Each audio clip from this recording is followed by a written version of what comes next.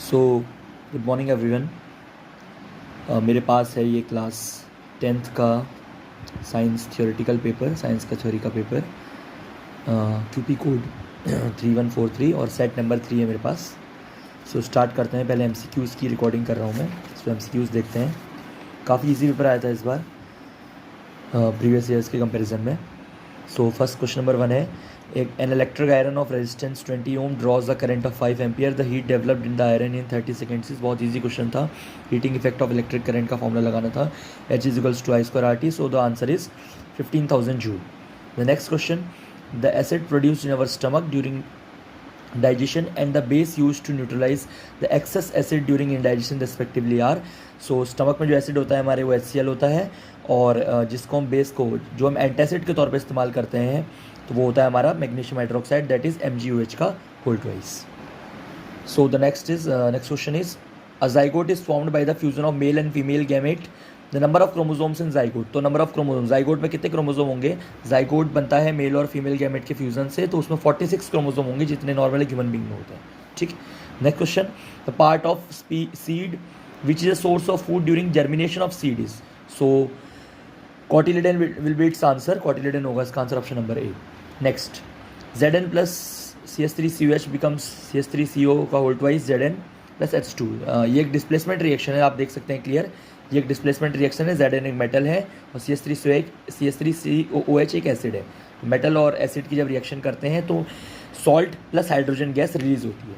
ठीक है, so it is an displacement reaction. Next, glucose, alcohol, hydrochloric acid and sulphuric acid filled in 4 separate beakers are connected one by one in an electric circuit with a bulb solution in which bulb will glow when current is passed। Okay, तो आपको पता होना चाहिए कि glucose और alcohol ये दोनों non electrolytes होते हैं, वाइल हाइड्रोक्लोरिक एसिड और सल्फ्यूरिक एसिड ये दोनों के दोनों इलेक्ट्रोलाइट्स होते हैं। तो जब इलेक्ट्रोलाइट्स को पानी में घोलते हैं तो वो आयंस में डिसोशिएट हो जाते हैं और पानी की कंडक्टिविटी को इंक्रीज कर देते हैं या फिर बढ़ा देते हैं। ठीक है, मैंने आपको बताया भी था, पढ़ाया भी था कि जो इलेक्ट्रोलाइसिस ऑफ वाटर होता है उसमें पानी में एसिड डिल्यूटेड वाटर का इस्तेमाल करते हैं। Acid diluted water means the water which contains acid, so that when it is dissolved in water और electricity is pass through it, it broke down into ions and the conductivity of water increases. पानी की conductivity बढ़ जाए। Okay, so the answer should be option number D, hydrochloric acid and sulphuric acid. Next, the metals which are found in both free state as well as in combined state are. ये तो बहुत easy था, copper and silver will be its answer. The part of flower which attract insects during pollination. ठीक है, तो कौन सा हिस्सा पौधे का फ्लावर का अट्रैक्ट करता है? तो पेटल्स, जो पंखुड़ियाँ होती हैं उसकी खुशबू और उसकी सुंदरता अट्रैक्ट करती है इंसेक्ट्स को अपने पास में। तो option number C, petals only. Next question, human beings में डाइजेशन अगर कंप्लीट हो जाए तो प्रोटीन्स किस में कन्वर्ट होते हैं? कार्बोहाइड्रेट्स किस में और फैट्स किस में? तो CBSE ने थोड़ा सा ईजी बनाया, मतलब थोड़ा सा हल्का सा ट्रिकी कहूँगा मैं इससे, क्योंकि जो लोग जल्दीबाजी करते हैं वो गलत कर सकते हैं। क्योंकि देखिए, प्रोटीन्स अमाइनो एसिड में टूट जाते हैं, कार्बोहाइड्रेट्स से कार्ब्स ग्लूकोज में टूट जाते हैं, लेकिन जो फैट्स होता है, फैट जो होता है वो फैटी एसिड और ग्लिसरॉल में टूट जाता है। तो बहुत सारे बच्चों ने ऑप्शन नंबर ए में जल्दीबाजी देखते हुए फैटी एसिड में इसमें क्लिक कर दिया होगा, बट करेक्ट आंसर है ऑप्शन नंबर बी, यानी कि अमाइनो एसिड, ग्लूकोज और फैटी एसिड्स प्लस ग्लिसरॉल। तो ये दोनों भी देखने थे आपको। ओके, चलिए आगे देखते हैं। देखिए, मैं आपसे कह रहा था बेंजीन आएगा और बेंजीन आ गया है।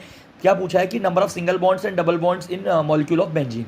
तो सिंगल बॉन्ड्स तो आप देख सकते हैं 9 है, 1 2 6 तो यही हो गए, 7 8 9, तो 9 सिंगल बॉन्ड और 3 डबल बॉन्ड है हमारे पास। सो 9 and 3 will be the answer, option number B। A plant growth inhibitor hormone which causes wilting of leaves is called। एक ही होता है एब्सिसिक एसिड, क्योंकि ऑक्सिन, साइटोकाइनेज, गिबरेलिन ये हमारे इनहिबिटर हार्मोन नहीं होते हैं। So abscisic acid will be your answer. आगे, ये तो बहुत इजी क्वेश्चन था अगला वाला कि नॉन बायोडिग्रेडेबल वेस्ट बताने थे आपको, तो गार्डन वेस्ट बिल्कुल नहीं, बॉल पॉइंट पेन बिल्कुल सही, empty medicine bottles made of glass बिल्कुल सही, पील ऑफ फ्रूट्स एंड वेजिटेबल बिल्कुल नहीं, ओल्ड कॉटन शर्ट बिल्कुल नहीं। तो आंसर होगा option number B, second and third. Next question देखिए, ये थोड़ा सा नया क्वेश्चन है क्लास 10th के, उसमें कंसेप्ट क्लास 10th का ये इसमें मैग्नेटिक फोर्स वाला, बट क्वेश्चन क्या कहता है? इसको क्वेश्चन कह रहा है कि एक कंडक्टर रखा गया XY और उसके बगल में कॉइल रखी गई है, इसमें हमने करंट पास कराया। आपको एक बेसिक तरीका बता रहा हूँ मैं इसको सॉल्व करने का, जो सब लोग जैसे याद भी करते हैं, नॉर्मली फैकल्टीज़ भी ऐसे याद करवाती हैं। तो उसका बेस्ट तरीका है कि अगर करंट सेम डायरेक्शन में जा रहा हो, अगर करंट सेम डायरेक्शन में जा रहा हो तो दोनों वायर से एक दूसरे को अट्रैक्ट करती हैं, क्या करती हैं? एक दूसरे को अट्रैक्ट करती हैं। और अगर उल्टा इसका वाइस वर्सा हो, यानी कि अपोजिट डायरेक्शन में करंट जा रहा हो, एक ऊपर है और एक नीचे, तो वायर से एक दूसरे को रिपेल करती हैं। तो देखिए, दोनों करंट सेम डायरेक्शन में जा रही हैं ऊपर ऊपर को, तो वायर AB क्या करेगी? ये जो कॉइल ए बी है ये किसकी तरफ मूव करेगी, एक्स वाई कंडक्टर की तरफ मूव करेगी। तो आंसर होगा option number B, move towards the side A B of the loop. आगे अगला क्वेश्चन बहुत इजी, रिफ्रैक्टिव इंडेक्स में बहुत बच्चे डरते हैं बट इस बार इजी क्वेश्चन आया है कि absolute refractive index of glass and water is 3/2 and 4/3। Absolute refractive index का मतलब एक ऐसा रिफ्रैक्टिव इंडेक्स या फिर एक जब हम क्वेश्चन सॉल्व करते हैं, मैंने आपको बताया था इसमें जब भी हम क्वेश्चन सॉल्व करते हैं 2 मीडियम आते हैं, जिसमें जो पहला वाला मीडियम होता है वो हमेशा एयर होता है, तो उसको कहते हैं एब्सोल्यूट रिफ्रैक्टिव इंडेक्स। और अगर पहला कोई भी मीडियम हो सकते हैं, दोनों मीडियम रैंडम कोई भी हो सकते हैं, तो वो रिलेटिव रिफ्रैक्टिव इंडेक्स होता है। ओके, तो बहुत ईजी क्वेश्चन था, आपको मैंने लिख सॉल्व भी कराया। एन जी 3/2 है, एन डब्ल्यू 4/3 और वेलोसिटी लाइट इन ग्लास दे रखी है आपको इतना। तो आपको पता होगा रिफ्रैक्टिव इंडेक्स और स्पीड एक दूसरे के इन्वर्सली प्रोपोर्शनल होते हैं, तो हमने N G upon N W equals to V W upon V G लगाया और सिंपली सॉल्व करके आंसर 9/4 इंटू 10⁸ आ गया, option number A. Next, when a beam of white light passes through a region having very fine dust particles, the colour of light mainly scatter in that region. तो आपको पता होना चाहिए जब छोटे छोटे पार्टिकल आते हैं, मैंने आपको बात कराया था, जब छोटे पार्टिकल्स आते हैं तो छोटे वेवलेंथ वाली, कौन सी वेवलेंथ वाली, छोटे वेवलेंथ वाली लाइट स्कैटर हो जाती है। तो इस हिसाब से सबसे छोटा वेवलेंथ किसका है, और येलो का नहीं, ऑरेंज का नहीं, रेड का नहीं, ब्लू का यस, तो आंसर विल बी ब्लू। आगे देखेंगे, अगला क्वेश्चन था, ये आपको रेजिस्टेंस ढेर सारे कॉम्बिनेशन दे रखे थे, आपसे पूछा था कि इनमें से किसका कॉम्बिनेशन का जो इक्विवेलेंट रेजिस्टेंस है वो 1 ओम है। तो बहुत ईजी है, देखिए ये 2 और 2 थे तो 1/2 + 1/2 करा तो हमने कितना आ गया, 1 आ गया। तो एक ये हो गया और दूसरा वाला 1/3 + 1/3 + 1/3, इसका नेट निकाला, ये भी 1 आ गया। लेकिन बाकी अन्य का जब निकालेंगे इसका आंसर 1 नहीं आ गया, तो option number C is the correct answer, C 1 और 2। एजर्सन रीजन भी इस बार 10th क्लास के बहुत ईजी आए हैं, देखते हैं। पहला, oxygen is essential for all aerobic life forms, बिल्कुल एनसीईआरटी की लाइन है, बिल्कुल सही बात है। Free oxygen atoms combined with molecular oxygen to form ozone, बिल्कुल सही बात है, आपको पता होना चाहिए जब जब ऑक्सीजन टूट जाता है O+O में, तो जो बचा हुआ जो O होता है, ठीक है, जो फ्री ऑक्सीजन एटम्स होते हैं ये मॉलिक्यूलर ऑक्सीजन के साथ कॉम्बाइन करके ओजोन का फॉर्मेशन कर लेते हैं, O3 का फॉर्मेशन कर लेते हैं, तो बिल्कुल सही बात है। बट ये जो मेन बात कह रहा है ये इसका करेक्ट एक्सप्लेनेशन नहीं है, तो इसलिए option number B is the correct answer, यानी कि assertion is true and reason is also true, but reason is not the correct explanation of the assertion. अगला क्वेश्चन मैंने आपसे कहा था बहुत इंपॉर्टेंट है, पेपर में लगातार पूछता है ये और बहुत इजी भी है। Magnetic field lines never intersect each other, बिल्कुल सही बात है। क्यों?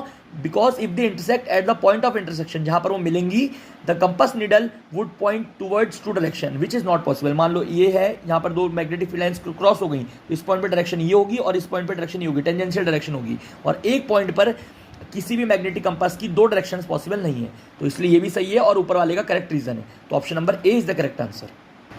नेक्स्ट क्वेश्चन देखिए, मेटलर्जी से आया था, बच्चे लोग डरते हैं इसमें, केमिस्ट्री का नॉन मेटल का टॉपिक है, लेकिन बहुत इजी अच्छे तरीके से मैंने समझाया भी था क्लास 10th को, और वही बहुत इजी क्वेश्चन आ गया।